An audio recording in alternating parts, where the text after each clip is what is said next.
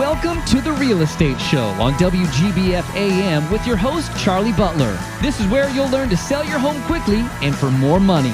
And now, the host of The Real Estate Show, the guy who guarantees to sell your home or he'll buy it himself, Charlie Butler. Good Sunday morning, Tri-State. This is the Charlie Butler Real Estate Show.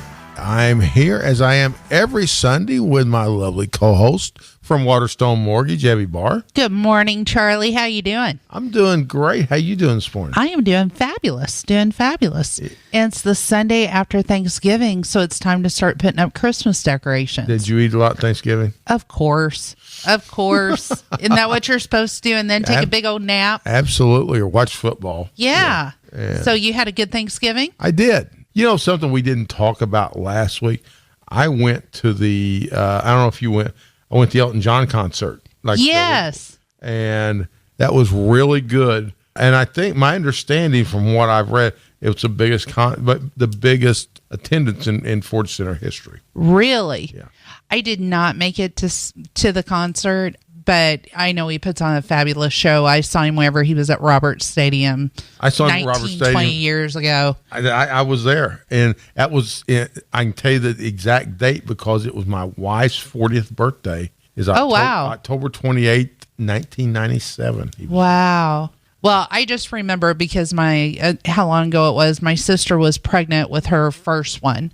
And she's 19 now. So, yeah, okay. The baby was rocking out to Elton John. Yeah. But Elton was great. But, okay, so by the time we get tickets, there's something that I want. I'm curious, and we probably should have somebody on the show to talk about this. Sure. So I'd never been on the second level. Was not able to get tickets on the first level. I was on the second level. Okay. I mean, I've been on the suite level, but, then that, you got another level of seats up there. Right. There are no bathrooms up there. Oh, no. No concession stands. So, I mean, it seems really weird. Yeah. I mean, like you had to go down to the suite level to go to the bathroom. I guess I've never sat up there. That was the first time for me, and I just wasn't able to get tickets fast enough. Yeah. They sold out so fast. Sure. But you survived, right? I survived, but I would love to know why they did it that way, though. We need to have somebody on the show. To talk about that. Okay. I'll let you get in touch with that person because I don't know who it'd be. It may be. She's going to kill me for mentioning her name, but that's okay. Stacy Stevens, who's been on before. Sure. Stacy is president of Area Plan. I can hear Stacy right now. Probably my phone will be going off soon. Do not put me in that. I had nothing to do with that. Okay. But I thought that was unusual. Yeah. Random celebrity gossip, whatever, on TMZ's website. They actually posted about Elton John's concert in Evansville because I guess they had video of his piano going all wonky and he was cussing and wouldn't play. He did. Well, here's what he was doing. Philadelphia. He's in the intro to Philadelphia Freedom, and he hits a certain note. And I've talked to several people that were there. None of us could tell the difference. Sure. He stops. Yes. He says something's wrong with the piano. He said that doesn't sound right. So this guy comes out, gets on the piano, works on it, and he does it again, and gets the same place. Right. He goes, no, I'm not playing this. And there were a few other adjectives in there. Sure. Expletives, I guess. So the guy comes back out, and I guess got it fixed right because he went on. But I guess at that level, your ear for that, because the crowd didn't know. If he could have went on, they'd never know. Right. Right. Did he get under the piano wherever he played Benny and the Jets? Did Elton get under the piano? Yeah. No. I remember him being, I almost did a visual, which the listeners wouldn't be able to see, but he continued to play Benny and the Jets as he kind of was underneath the piano whenever I saw him in concert, which was very, very cool. You remember Elton is 70 years old now. Wow. Isn't that hard to believe? Wow. And he's right up there with you, isn't he? Oh my. Sorry. Derek Danks is in here. Derek, that's not funny, okay? I mean, that's... Derek's eyes got big on that. Yeah. Well, when you said you saw him October 28th, 97, it's like October 28th is my birthday. And I was thinking, was I 10 or 11 then? I think it was 11. First liar doesn't have a chance in this deal. So, as we've said before, at least I know we believe it, the housing market's good right now. Yes, definitely. And yes, we realize it's a week after Thanksgiving and Christmas is coming up, but if you've got a home to list right now, if you got a home and you're going to list it in the spring, time to list this now, because there's buyers out there and there's a lot of them out there. And just call the Charlie Butler team for a free market analysis at 430-1708, 430-1708, area code 812. There are, again, the more serious buyers are out there now. And I know you hate this question. I know what you're going to ask me. But is the inventory coming up at all?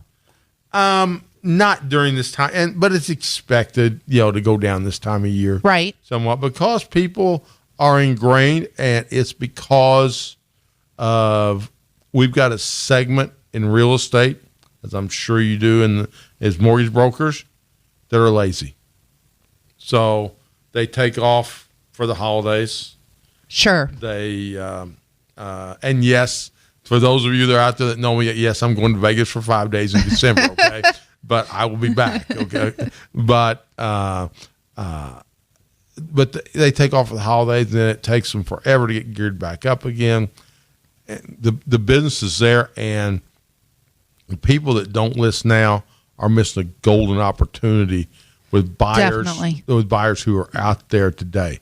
But honestly, for the time of year, the inventory is not good. I mean, we still every day I hear somebody talking. I need this house. It's usually it's 150 to 250 usually. Okay. That's the real hot spot. I need this house for 3-bedroom, 2-bath for 179 or something similar that's maybe a little bit bigger, 229 or whatever. So though that price range hot, below that is still very, very good. Under 150. Up to 300, really, honestly, stays. What we see is, I don't know what you guys see on the mortgage side.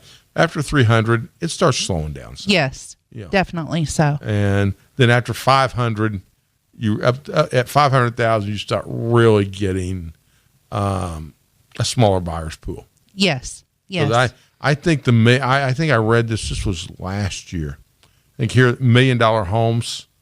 I think there were only 2 that sold.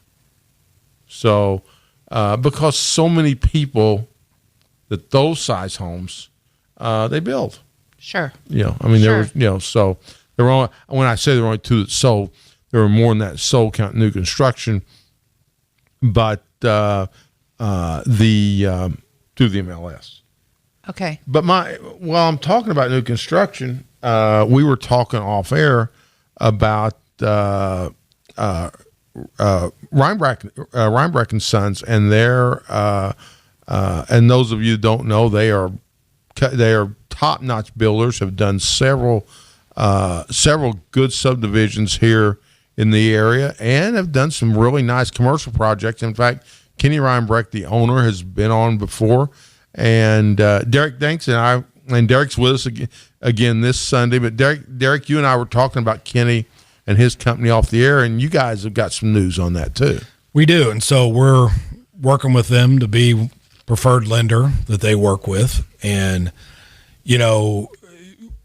one of the shows we were on, you and I talked about my background in the mortgage business. And right. There was a time when I was a younger guy, and, I thought I could do anything, where I was involved in, I was an owner in a title company and a construction company. And so, we were building houses in and around the Indianapolis area. So I know enough about that business to know what I'm looking at. And, I told Kenny this story that, I went into builders' offices in Indianapolis where you go in the office and it's not a very good looking office, and it's not very well organized. and it looks maybe a little dated. When you go in Reinbrecht's office and you look at simple things like the trim around the windows in the office, Right. it's perfect. Yes. It's perfect. There's not a seam, nothing's out of order. Everything's perfectly painted. It's orderly. It's clean. It tells you right off the bat the level of quality that they build at. And that's what they're trying to do. I mean, they pay attention to detail. I think a lot of times when clients, a first-time home buyer, a second-time home buyer, they're building a home, they get focused all on price only. And sometimes you try to cut corners you shouldn't cut. And some builders do that. And, we wanted to be associated with a builder that's a quality builder. So, and that's Reinbrecht. I mean, they build a really nice home. And it's one of those things that you're building a brand new home. You plan on being there for a while. Right. So you want somebody that not only puts a lot of attention into their detail, but that's going to be there after they build the home to help with any questions you might have. And yeah, I mean, we're really excited about it, really proud to be, working with those guys. And, I just think they build an absolutely wonderful home. Kenny Reinbrecht is also a really good guy, but besides that, it's like Derek said, these are guys that they've also, because we were the realtors on a project at Cambridge that they were the builders on. There was a different developer, and it was right on the golf course in Cambridge, high-end condos. And there were supposed to be a bunch of them. Now, as Kenny was building them, doing a great job. He's got elevators in them. I mean, they're really, really nice. But 2008 hits. Right. And, I mean, project just almost comes to a halt. But Kenny gets them done, and he doesn't cut any corners. Even though he wasn't sure he's going to get paid, he still went ahead and did it. And he did. I mean, he did, and they sold. But he's just a really, that kind, and his values go through that company. He's just a really quality guy. And for those of you who want to see some of their work, Kenway, which is on the north side, out by, that subdivision just flew right out of my head. It's one of the big subdivisions in town. It's right next door to it. It's off of Heckle Road.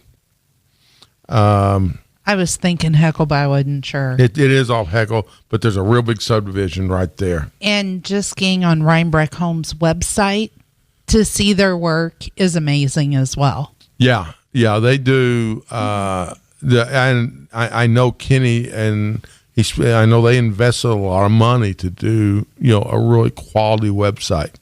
So from the new home side, don't get me wrong, there's a lot of good builders out there, but I would certainly talk to Reinbrecht if I was building a home before making a decision. 100%. Yeah. And Kenny, we're going to send you a bill for this commercial, okay?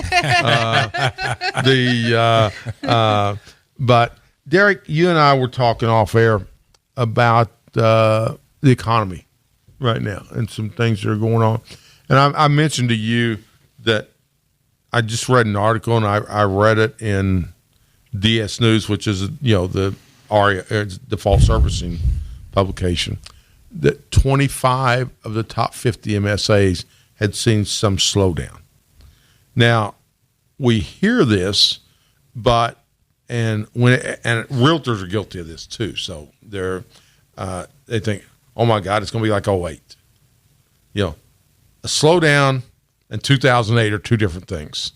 And you want to go? I mean, we've all been through slowdowns. You want to go? I mean, I wouldn't consider what we've seen now as. I mean, it's certainly nothing like 2007, 2008. No. So, and I really think it's one of those where you're seeing a little bit right now. In my opinion, is just the unknown. I mean, we were going to fix healthcare, they couldn't get that done, and now they're going to fix taxes, and those are probably two of the most complicated things that there could possibly be because there's so many lobbyists out there on pretty much everything. But, was interesting. I saw a politician, and he's for the mortgage tax deduction, right, where you can write your interest off and property taxes. I'm for that too. It's something that's beneficial to our industry and has been for a long time. But his argument was that the tax credit's the number one reason a person buys a home. And I was trying to think back to all the years I've been doing this. I can't ever remember meeting with a client that said, I'm here for the tax credit. No. So, if you're just got married and you plan on having children, you're living in an apartment, you're in Indiana, you're not going to stay in the apartment. Most people have the dream of owning a home, and that's where they raise their family. And as they move along in their lives and things go well and their values go up on their property, they may want to buy a bigger home. Yep. They may want to move up and get some other amenities to the property. They may be where they're wanting to move back down a little bit in price. Maybe their family's now grown. And, I could list probably 20 reasons of why people buy a home before I get to the tax credit number. Now, I guess if you live in San Francisco and entry-level homes, $950,000, and you also want to have a second home in Lake Tahoe and all these things, and maybe you're looking for some tax credits. But I just don't think that's the real reason why people do it. And, my assumption is that they're going to come to some type of agreement that'll be somewhere in between where you'll still have the mortgage deduction and, the state and local tax deductions. My guess is that some of these big states on the coast that have pretty big state and local taxes, maybe they get limited and that's the agreement they make. But I don't see those things going away completely. So, this argument that if those two things go away, it's going to be devastating to the housing industry. I don't buy that argument, because I think there's a lot of other reasons why people buy homes. And, being able to write things off on your taxes, yeah, it's great. Now, in most of our areas in Indiana, doubling the standard deduction, so, you go from $12,000 to $24,000, that extra $12,000, I don't know how many people are paying more than $12,000 a year in, interest on their mortgage and property taxes in the state of Indiana. I would venture to guess it's not. It's a small percentage. It's not a high percentage. So, those that could balance out for most people, where now you're not writing those off anyway. You're just taking the standard deduction because it's easier. Also, I'm skeptical of whether or not we're going to be able to file our taxes on a postcard or not. Oh yeah. Yeah. That all those things sound pretty good, but again, we are talking about the government and making anything that simple. I'd be surprised. It'd be great, but it's not real. It's probably not realistic. Yeah. No, and a lot of this right now, and I say it this way because I would hope that people don't get too worried about it and too concerned, because you hear the politicians on TV going, hey, we're going to change this, and a lot of people will be able to file their taxes for free. And it's like, okay, well, you can already do that. Okay, every tax service there's out there, if you only make up to a certain amount, you got a pretty simple tax return, you can already file for free. So I think maybe some of these giant benefits and some of the giant detriments you're hearing people talk about right now, if I'm a potential seller or buyer in real estate, I'm not listening to that too much, because the effects aren't going to be what they're not going to be as great or as horrible as each side touts them to be, in my opinion. There was you talk about filing taxes for free. There was a realtor that he's passed away now, but he owned several rental properties too, and actually owned a theater in Tell City, movie theater. And we were talking about taxes one day, and I said something about I'd go to my CPA. He said, I just take all my stuff over the IRS. I didn't know this. The IRS will do your taxes for you. Right. Yeah. Right. The IRS will do your taxes for you. And, I don't know if that's who I'd want doing my taxes, but, but. No, and, I think that's everything. I think you hear a lot of people say, let's abolish the IRS. And it's like, but, I've met quite a few people over the years in my business that work for the IRS, and they were all really nice people. And, they they've got the same problems we have.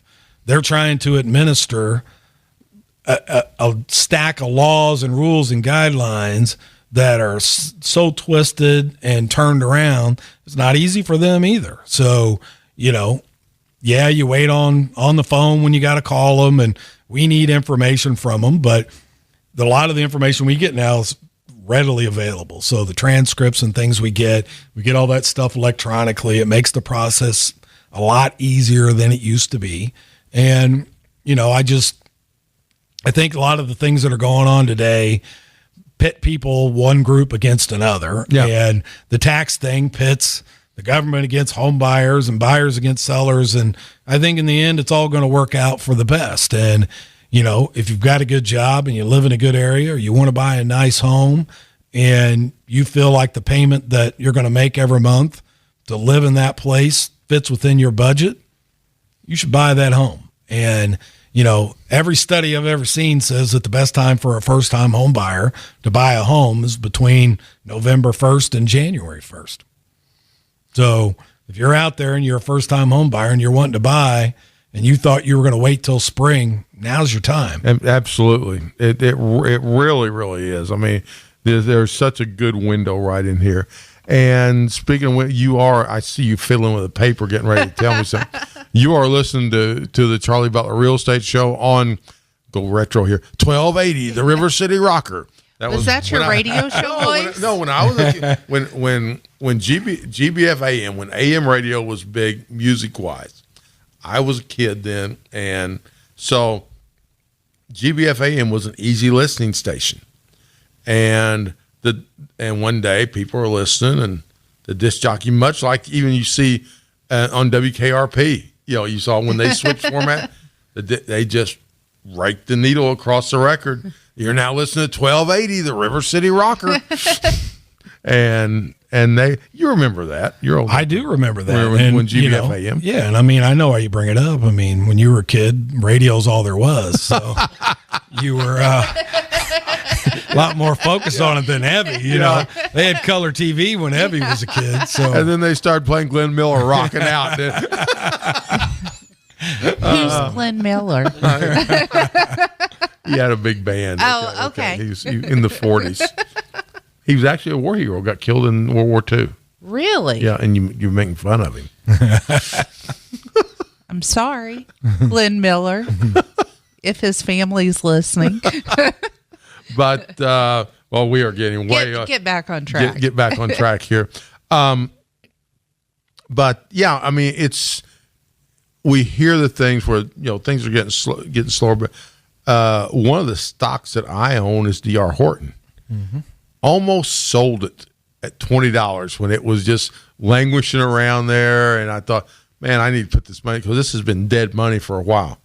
D.R. Horton hit a 52-week high again yesterday, and a 52-week high right now, the way the market's going is from a lot of stocks is an all-time high. Right. I think it's so is it $20 last year? It's over $47 a share now. And for those that don't know D.R. Horton, they're one of the largest home builders in the country, and the home builder stocks overall have done great. Banking stocks, Waterstone's tripled in the last few years. Yeah, and I always tell people, I mean, when you read something, one of the beauties of the internet is that when you're reading an article on the internet, you can click on who the author is. So you got all kinds of real estate bloggers, and they're talking about things. And it's the thing that Charlie, is that real estate's local.